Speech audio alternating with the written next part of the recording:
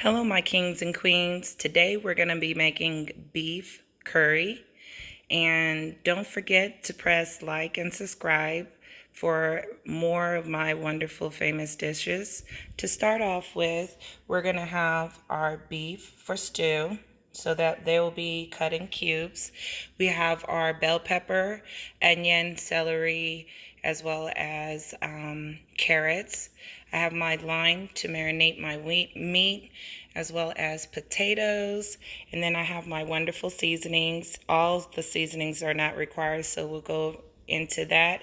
We have our soju right there as well, and that's like a wine, so if you have a white wine, that would be good, as well as our canola and olive oil mixture, and our cornstarch right there as well. So stay tuned as we get into preparing this wonderful dish. All right, to start off with, I'm gonna get my meat here and I'm gonna put it in a bowl.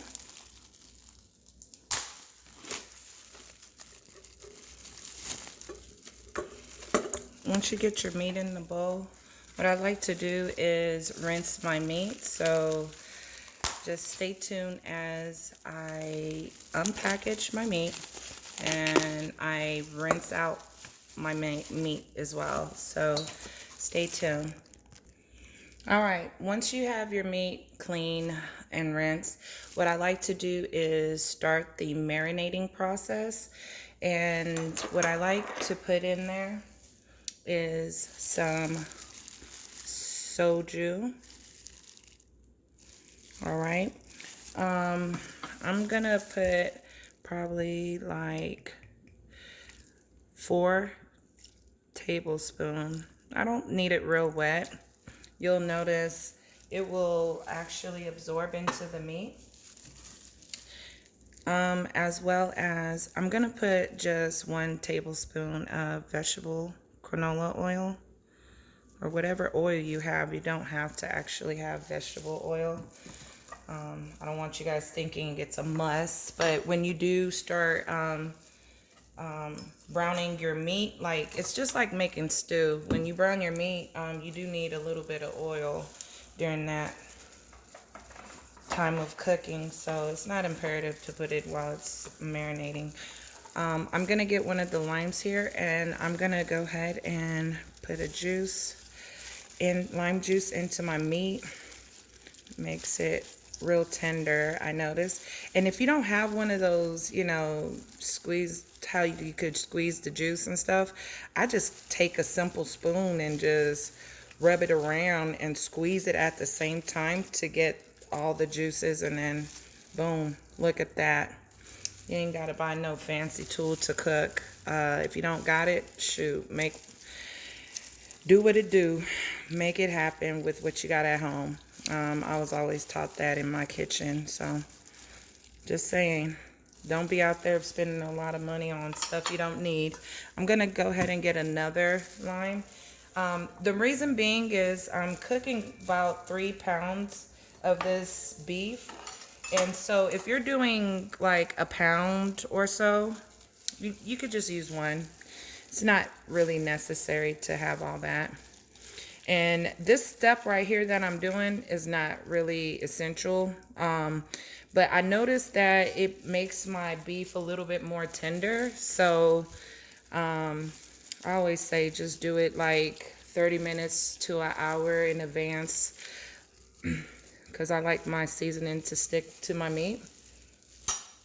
So now what I'm gonna do is, I don't use really too much salt in my cooking, so I use, the chicken bouillon as my sodium intake. It has roughly like 36% salt in it. So what I'm gonna do for this, for 3 pounds, I'm gonna put 2 tablespoons of that.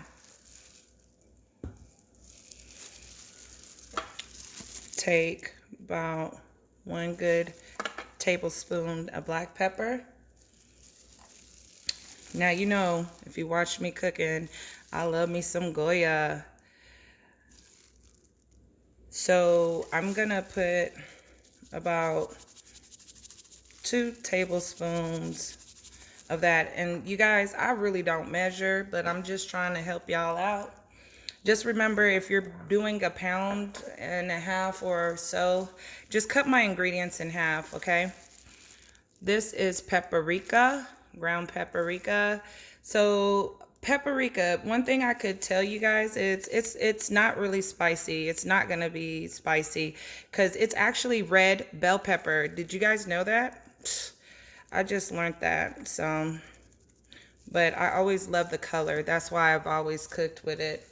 And it provides just a little mild but sweet flavoring to your meat. So if you're not into spices, but you want some little bit color, use paprika. Now, I am a person with a lot of spice in my diet, and I love spicy food. So here is some cayenne pepper to give me that spice that I would like. I'm just gonna do, I would say, let me open this thing. I'm gonna do about a tablespoon or less. This is really up to your spice level of that, of some cayenne pepper. And as well as adding the cayenne pepper, I'm gonna add red pepper to this.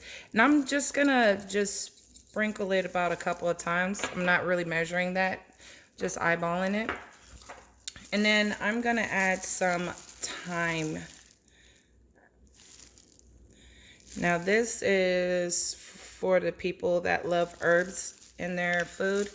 I love herbs, so if you don't have herbs, you could skip this part, but I really enjoy herbs in my cooking. So you'll see I'll use common herbs within my food, depending on what type of food I'm making. I put herbs in everything. I even grow my own raspberry and basil too. I think it adds a lot of flavor. So this is oregano, just to show you guys. All right. These are kind of big. They look like some other type of leaves, if you know what I'm saying. But I'm going to smash it, kind of grind it up in my hands. And then this is about a tablespoon of oregano. I love the smell of oregano. Tastes well with beef and chicken and actually anything you put it in. So that's it. That's what I'm going to put in my marinade. Now, if you don't have all those spices, you can always get this Thai style green curry blend.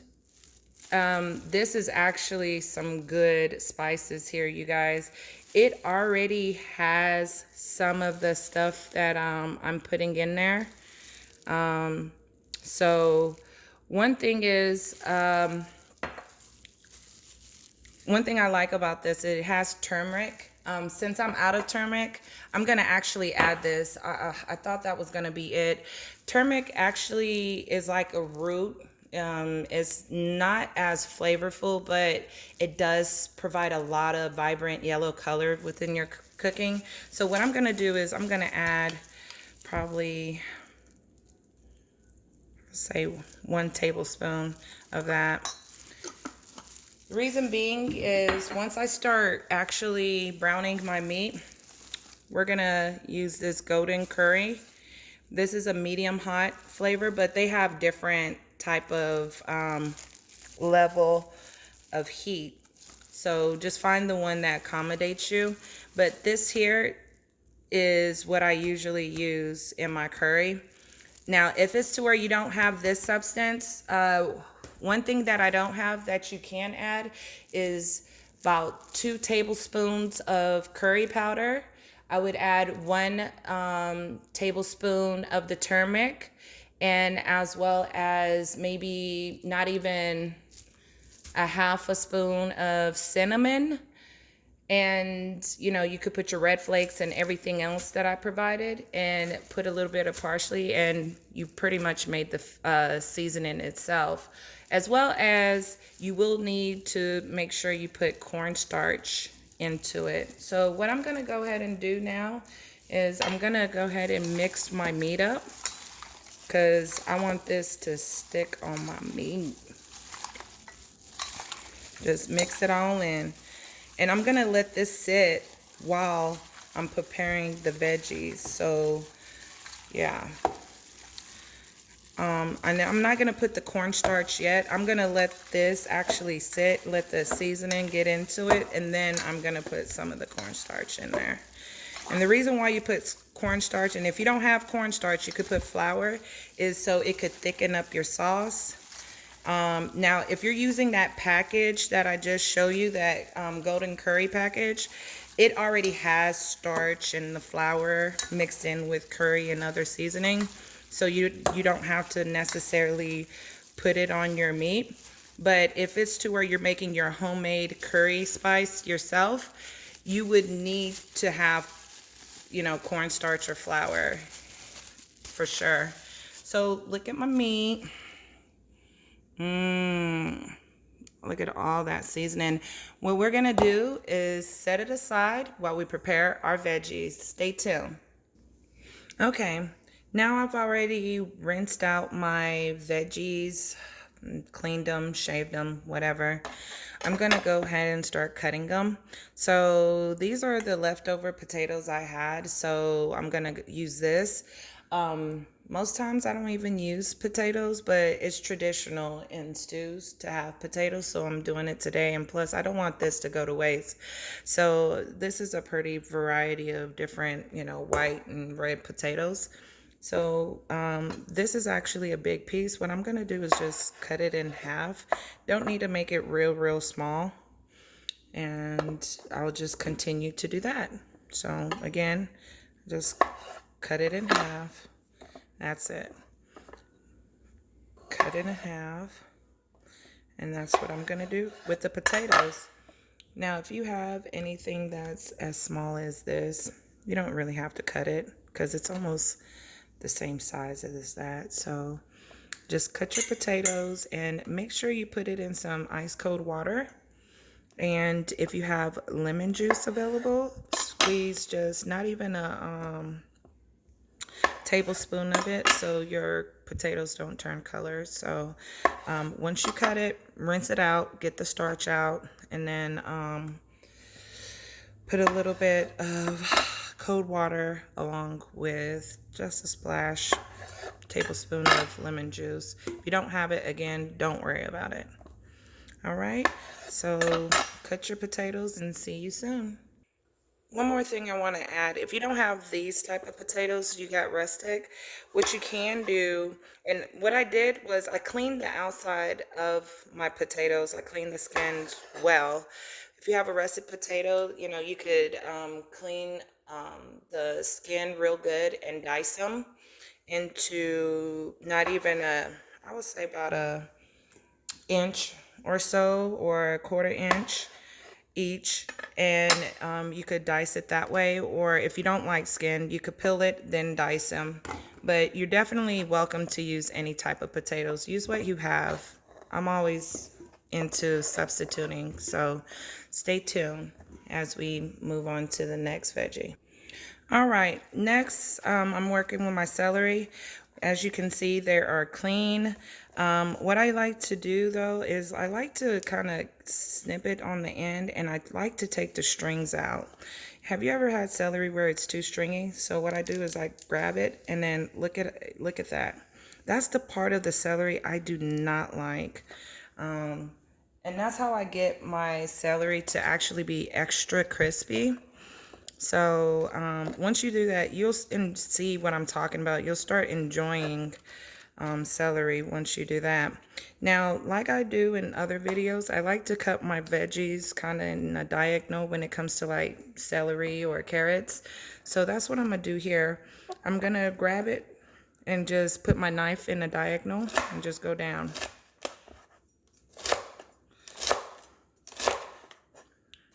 Actually creates a great design and no reason. So if you like to cut it the other way, be my guest. And I do not throw away the top. I actually use that myself, so just cut that straight. It actually dissolves in your stew, so if it looks clean and stuff, eat it. So put this aside into my bowl, and we'll work on the bell pepper next. Stay tuned. All right, so I have my bell pepper here, washed, of course, clean. And as I do in other videos, I like to cut around instead of cutting in half and then trying to de-seed it.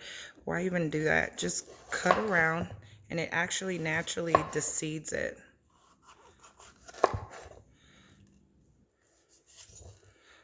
See? And then what I like to do is we want it into 3/4 cubes. So what I do is this part, I'm just gonna cut that in 1/3, and cut this one to 1/3, this one in 1/4, and then I'll get a half of them, and then I'm gonna cut it in another 3/4, and that's it. I just want some cubes. So however you cut, be my guest, but just in case you never cut any bell pepper, that's the quickest and easy way of cutting it, in my opinion. So any big pieces, cut them down and just cut your bell pepper. So stay tuned as we move on to carrots. All right, I have a peeled carrot. What I like to do is cut the ends, throw that away. And this is where I like to go diagonal. You could go straight down. It would be 1/8 of an inch, but I'm gonna go diagonal. I like mine diagonal. It kind of elongates the carrot. And if you have not a serrated knife, you really don't have to seesaw. That's where a lot of cutting yourself occurs. So just be conscious of that. I'll do another one. I cut an end, right? Then diagonal.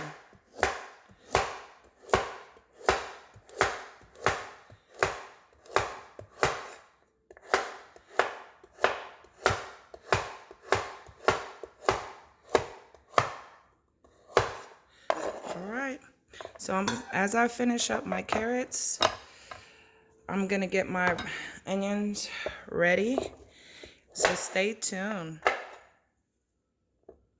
All right, now let's prepare the onions.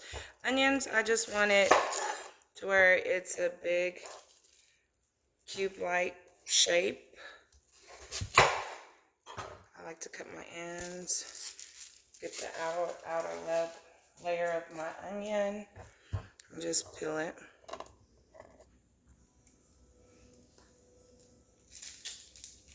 All right, so to dice it, make it easy, I like to dice this part in half, like that. And then I go kind of like in an angle, but then I go straight down. And this one in an angle, and that's it. And you got your slices. Do that again. In the middle, side, in the middle, and the other side. That's it. So I'll cut one more onion. Again, this is for 3 pounds. If it's to where you're doing a pound, only 1 onion needed, 1 bell pepper. Celery, I would say probably like 6, about 4 stalks. And then for carrots, you could do like 2 to 4 carrots, depending on how big it is. And then one thing I forgot to add in the beginning, I love garlic, and I don't know how I forgot to mention that, but one thing is I usually have my garlic already minced, because I blend them. We use a lot of it, and I don't like to take the time out to just peel it and cut it every time I'm cooking. So that's one thing. Forgot to tell you guys, we need garlic. I love garlic. Adds a lot of flavor. And you could actually add the garlic to your marinade. I'm gonna just, since I forgot it, I'm gonna just add it whenever we start cooking it in the pot. So that's all the veggies. So stay tuned as we get ready to cook and brown the meat. And before we cook and brown it, I'm going to show you how I put a little bit of cornstarch on it. 1 second. Stay tuned. Okay, I got about a half a cup of cornstarch. So what I'm going to do is grab a few cubes of meat and I'm going to just lightly dust them and then set them to the side. Don't have to be all perfect or anything, and you just want a light coat. This is when your actual gravy or the roux, the sauce in the curry thickens up. So just kind of lightly brush that. Now you can put it in the actual bowl, but since I got a lot of moisture there, I just separate it and just continue to dust it, and then use what you need. It may be around a cup once I'm done, but it doesn't have to be fully coated. It don't have to be all white or anything. You just want to make sure that there's some of the cornstarch or flour within it so your stew can thicken up. You don't want it soupy. This is not a soup. This is a stew. And this is one of the components that causes your stew to actually thicken. So I'm about to put another half a cup. So if you're doing about a pound of meat or so, I would say you just need a half a cup of flour or cornstarch, and that should be good for you.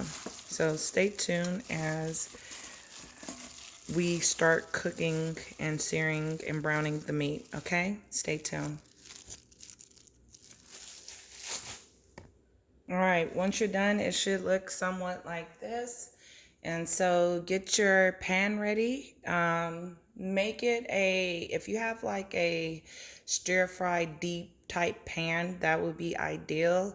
If you don't, you could use a regular, big pot and be able to saute in that. So stay tuned as we go to the stove. All right, so I put like, I would say 3 tablespoons of canola oil, olive oil in there. You could use vegetable oil or whatever oil you have.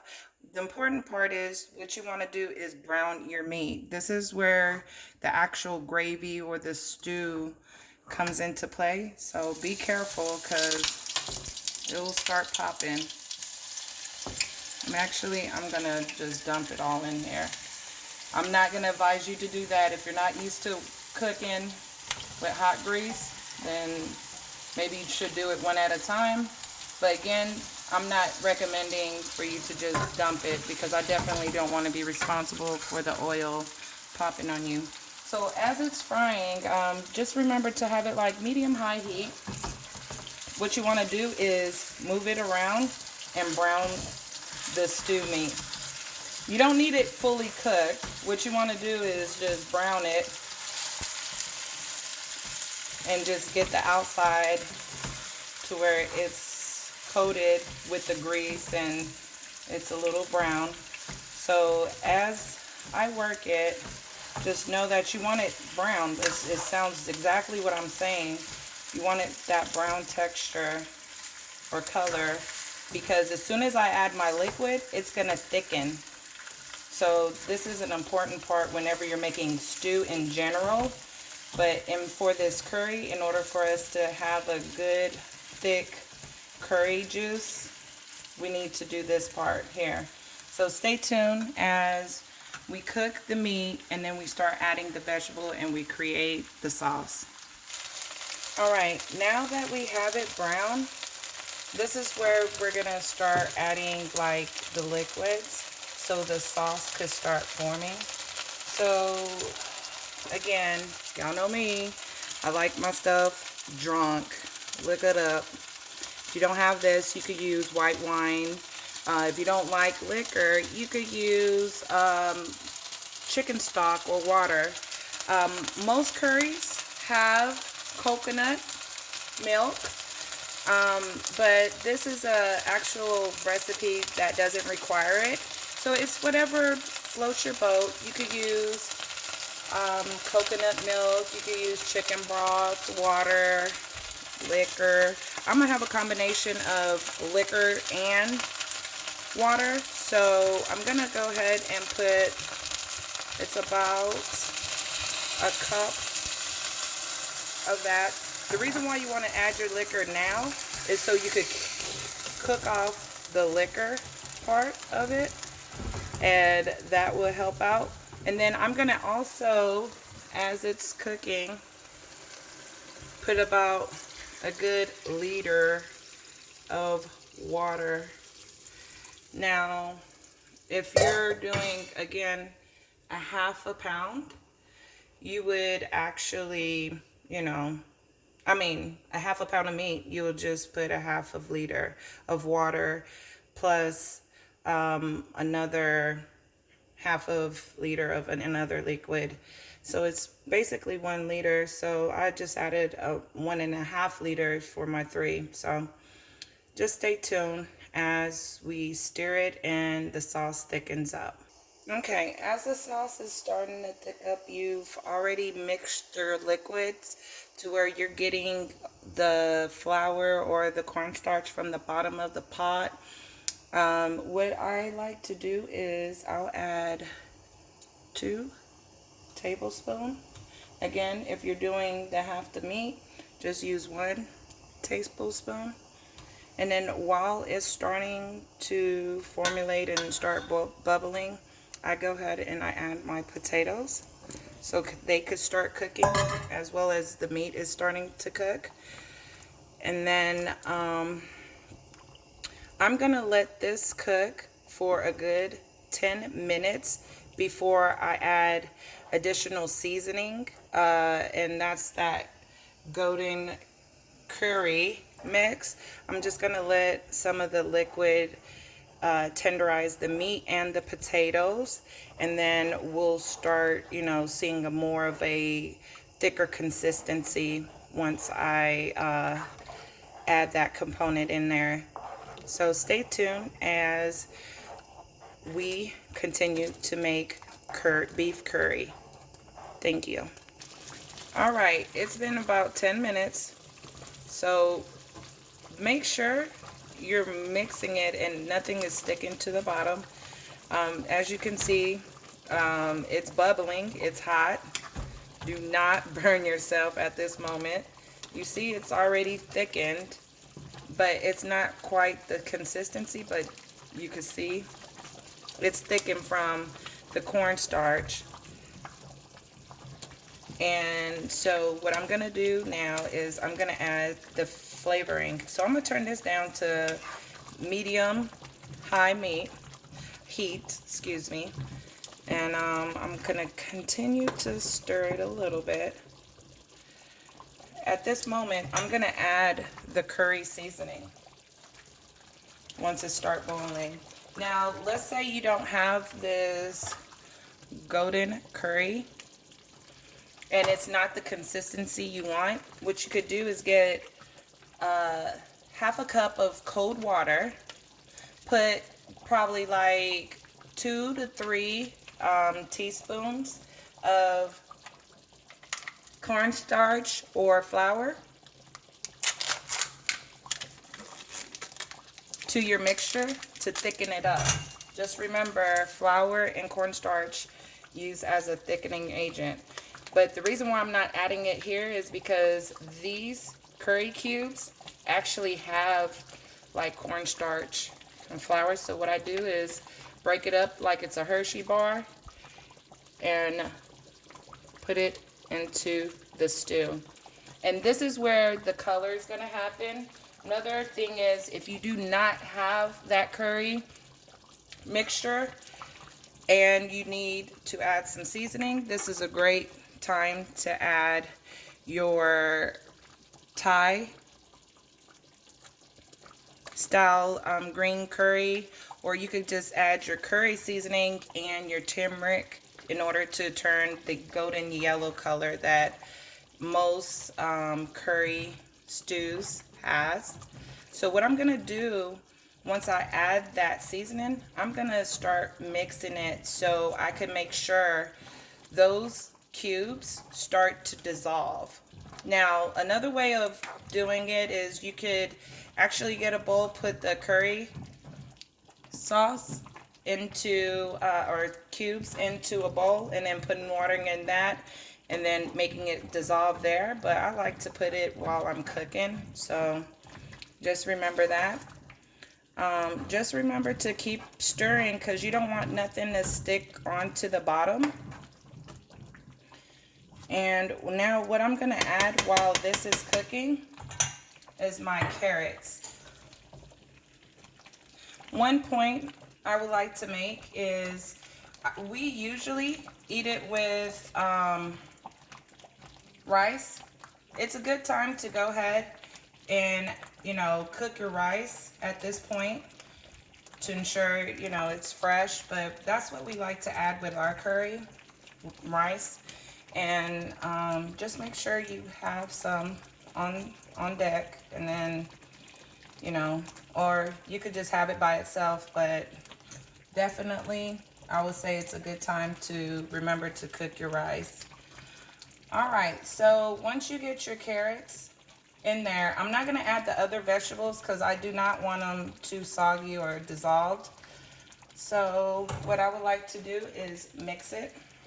Make sure it gets in there. See that color starting to change?